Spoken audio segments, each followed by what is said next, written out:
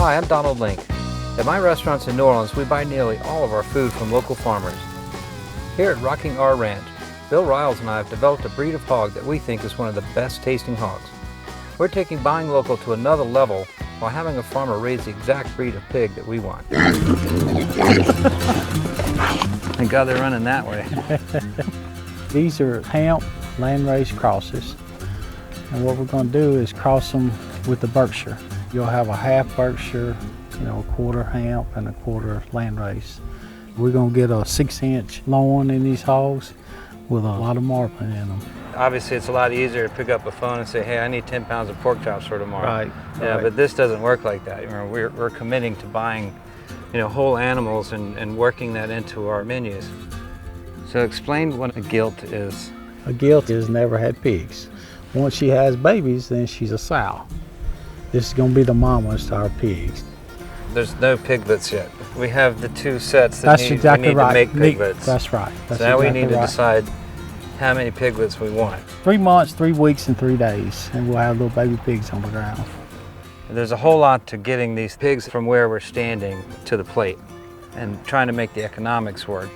Instead of, traveling somewhere far away and saying, wow, this pig is great, it's more about keeping your money in your community and keeping the symbiotic relation of consumers and farmers in one area.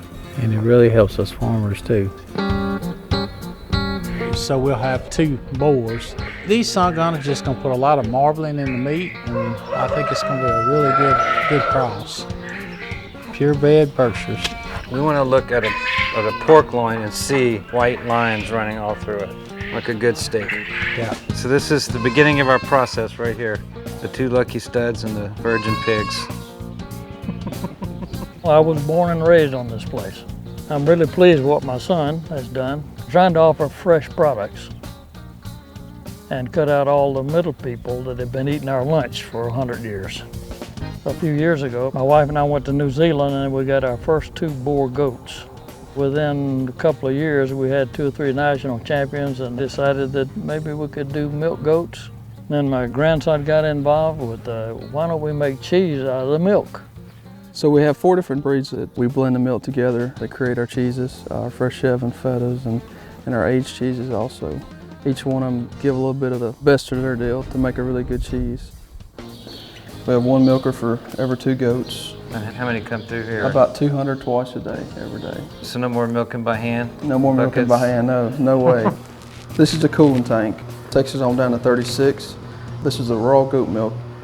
We do the feta, which is in the crumbles. This is the same cheese you see sitting here hanging right now. We started with it yesterday. We pasteurize the milk, culture it, then we'll set the rennet in it.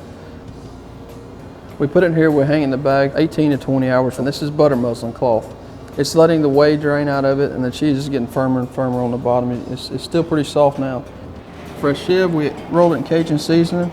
This was started 3 days ago, and we ended up with these 8-ounce logs. Queso fresco cheese. On tacos, man, that's the way to go.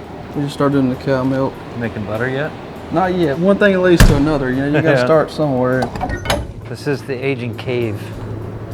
We flip these wheels twice a week to keep the acidity right. Pretty wheel. Every 4 wheels is 100 gallons of milk. Wow. Asiago? Yeah, that's Asiago. See, it's hard too, but 6 months is where you kind of want to be. They're really tasty. This is a raw milk cheddar. That's really good. But it's fairly young. I mean, it's just off and got some. I keep this stuff in my fridge Yeah. all the time. It's a really good breakfast. Apples and this cheese and toast. I'm excited to use local food like this at my restaurants. And being here with the Riles inspired me to cook 3 dishes in my home kitchen. Pig on a stick, macaroni and cheese, and a cucumber salad with Riles feta cheese.